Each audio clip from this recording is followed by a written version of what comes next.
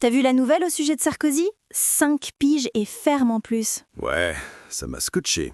Les juges y sont pas allés de main morte. Ah, tu trouves? Parce que monsieur a été président de la République, il serait au-dessus des lois? Non, s'il a merdé, il doit payer. Mais là, il paie les pots cassés, non?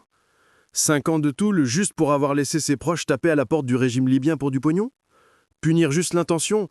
Franchement, ça me paraît disproportionné. L'enquête a peut-être pas permis de démontrer qu'il y avait eu financement illégal ou corruption, mais ça veut pas dire que ça a pas eu lieu. Si on commence à condamner sans preuve, on est mal barré. Moi, ça me rassure pas du tout, cette justice à géométrie variable. Et moi, ça me fait plaisir de voir qu'on a une justice indépendante et courageuse qui ose condamner d'anciens présidents ou des futurs candidats. Curieusement, c'est toujours des politiques de droite qui se retrouvent au trou. Tu vas pas t'y mettre toi non plus en disant que c'est une décision politique. On peut se poser la question, hein? C'est pas comme si Sarko était un petit saint. Il traîne quand même plein de casseroles aux fesses et il est rendu tous les 2 jours au tribunal. Ok, d'accord.